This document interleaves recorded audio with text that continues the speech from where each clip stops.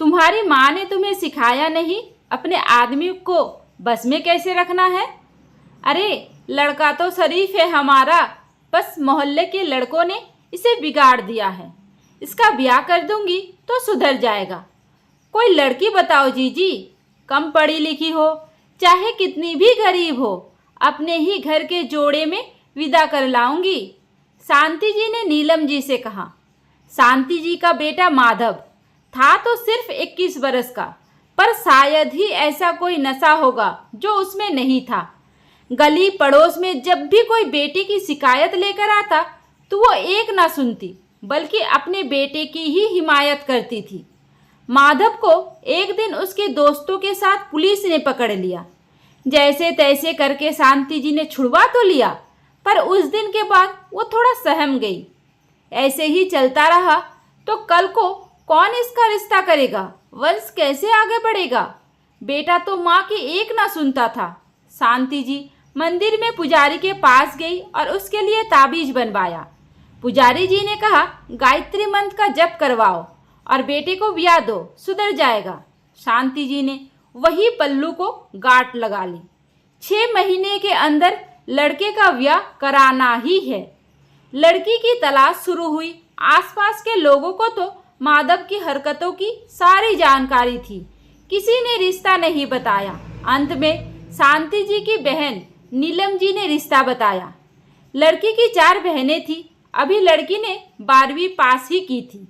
सौम्या पढ़ने में बहुत होशियार थी, पर पिताजी की आर्थिक स्थिति को देखते हुए आगे की पढ़ाई नहीं कर सकी और सिलाई करके माँ का हाथ बटाती थी। सौम्या के पिता को बेटी का ब्याह करने लायक खर्च भी शांति जी ने ही दिया। शादी के वक्त भी माधव शराब पीकर ही फेरों पर बैठा था। सौम्या माधव की ऐसी हालत देखकर अपने हालातों पर खूब रोई, पर उसकी सिसकियां सुनने वाला कोई न था। विदाई भी हो गई। शांति जी के घर बहू की मुंह दिखाई के लिए पड़ोसन आई। शांति जी बहू के साथ ही सट कर बैठी थी कि कहीं कोई बहू को माधव के कारनामों के बारे में न बताया जाए। इतने में माधव नशे में धुत आया।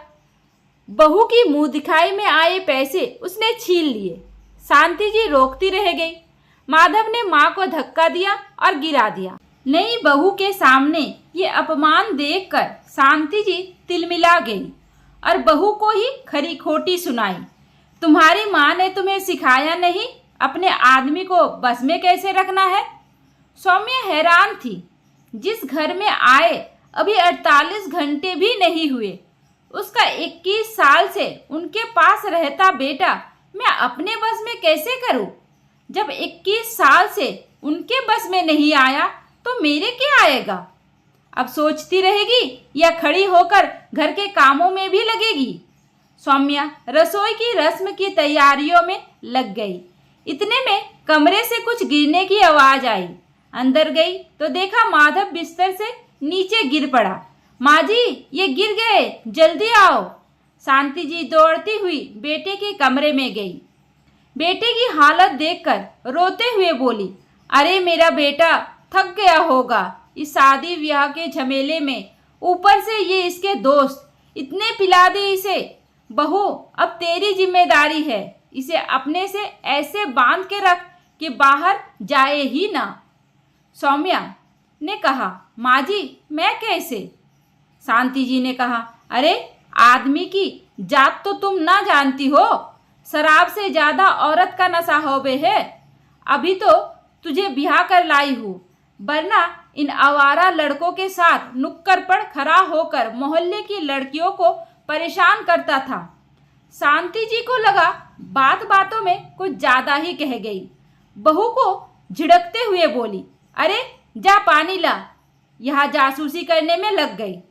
सौम्या के एक के बाद एक सदमे मिलते जा रहे थे। पहले पढ़ाई छूट गई, फिर माँ का आंचल भी, अब नई जिंदगी के सपने भी चकनाचूर हो गए और जाने क्या क्या। वो खुद टूटी हुई सी अब शांति जी की बिखरे हुए माधव को कैसे समेटती?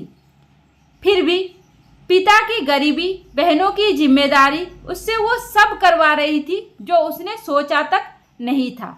अगले दिन माधव जब थोड़ा होश में आया। माँ ने उसे कहा, जा बहू को थोड़ा शहर तक ले जा। वो भी तैयार होकर चला गया। दोस्तों की उलझुल बातें ही उसके मन में थी। सौम्या का हाथ जोर से दबाया और कहा, अब तुम मेरी हो, किसी और की तरफ देखना भी मैं बर्दाश्त नहीं करूँगा। सौम्या तो यूं ही जिंदा लाश सी बनती जा रही थी। अब कोई चीज उसे दुख नहीं दे रही थी, ना खुशी। माधव ने घर आकर माँ को कहा, ये कैसी लड़की ब्याह लाई हो माँ, मुझसे बात तक नहीं करती, कहीं किसी और से कोई चक्कर तो नहीं था इसका। शांति जी ने कहा, ना बेटा, बच्ची है, समझा दूंगी। सौम्या को शांति ने यूं गुस्से भरी नजरों से देखा, जैसे उसने कोई अपराध कर दिया हो। शांति जी ने कहा, तुम्हें मैं मेरे बेटे की खुशी के लिए ब्याह कर लाई हूँ। जो औरत पति के दिल को नहीं भाती, उसे दुनिया में कहीं सम्मान नहीं मिलता।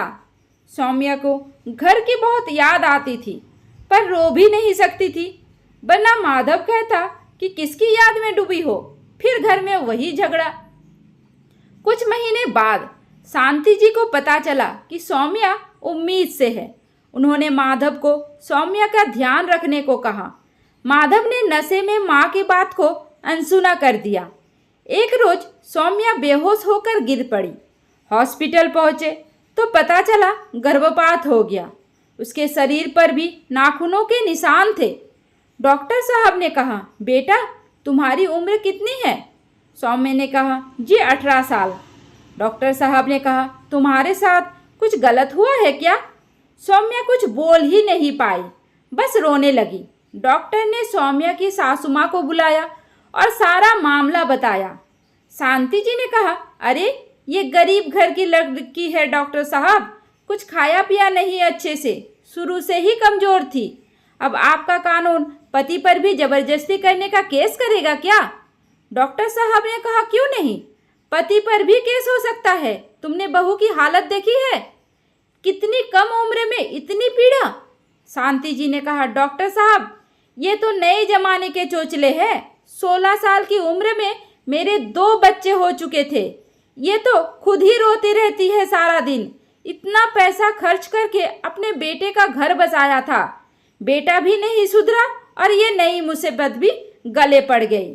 डॉक्टर साहब ने कहा, अगर आपका बेटा बिगड़ा हुआ है तो उसे किसी सुधार गृह में भेजो। नशा जुआ सबका हल वही होगा, बहू लाने से बिगड़ा हुआ बेटा थोड़ी सुधरेगा। शांति जी ने कहा, आप बस इलाज करो। लड़की की माँ बाप की मर्जी से शादी हुई है, ये हमारे घर का मामला है। डॉक्टर साहब ने कहा, लड़की की माँ बाप की मर्जी होगी, लड़की की तो नहीं थी ना। आप ज़्यादा बहस करेगी तो मुझे पुलिस से ही फैसला करवाना पड़ेगा। शांति जी ने कहा, अच्छा तो बहू ने कान भरे हैं आपके, ठीक है भेज देती हूँ उसको उसके घर, अपने बेटे को दोबारा ब्याह लूँगी।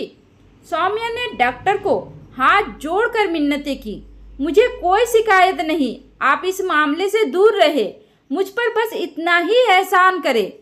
डॉक्टर भी मजबूर थी, सिर्फ इतना ही कह पाई, अभी तुम बहुत कमज़ोर हो, अभी बच्चा पैदा करने के बारे में सोचोगी तो ना तुम बचोगी ना बच्चा। सौम्या ने जाते हुए डॉक्टर को ऐसे देखा जैसे कि उसकी नज़रें डॉक्टर को आखिरी बार अलविदा कह रही हो। माधव को इस बात से कोई फर्क नहीं पड़ा। शांति जी ने बहुत समझाया, पर हमेशा की तरह उसने अनसुना किया। एक रोज माधव जुआ खेलने के लिए सौम्या के गहने तक चुरा कर ले गया। शांति जी ने रोका तो माँ को धक्का दिया, उनके सिर पर चोट लगी, पर माधव चला गया। सौम्या ने दवाई लगाई, पट्टी बांधी। सौम्या को पता चला कि वो फिर से उम्मीद से है। शांति जी ने कहा, अब तुम मेरे कमरे में सोना, मेरे चोट का बहाना बना दूंगी मैं। सौम्या को पहली बार इतने दिनों बाद शांति जी में माधव की माँ नहीं, एक औरत दिखी। माधव शराब के नशे में आया, कमरे में से पानी के लिए आवाज़ लगाई। शांति जी पानी लेकर गई। माधव ने कहा, वो कहाँ गई माँ? शांति जी ने कहा, बेटा उसका तबीयत खराब है और मुझे भी चोट लगी है, आज मेरे पास सोएगी वो। माधव ने पानी का गिलास माँ की तरफ वापस फेंका, माँ के कमरे में गया। सौम्या पहले से ही सहमी हुई थी। सौम्या को धक्का दिया। वो पेट के बल गिर गई। शांति जी ने उसे उठाया और माधव को पीछे धकेला। हट, वो उम्मीद से है, मर जाएगी, माधव ने कहा। मेरा नहीं है ये बच्चा, शांति जी ने उसके गाल पर जोरदार चाटा, जड़ते हुए कहा। तेरी वजह से मैंने इस लड़की की जिंदगी खराब कर दी। इसका पाप तो मरकर भी नहीं छूटेगा। अब तू इसके चरित्र पर उंगली उठा रहा है। खोट तो तेरे चरित्र में है। माधव ने माँ को पीछे धक्का दिया और सौम्या की तरफ बढ़ा।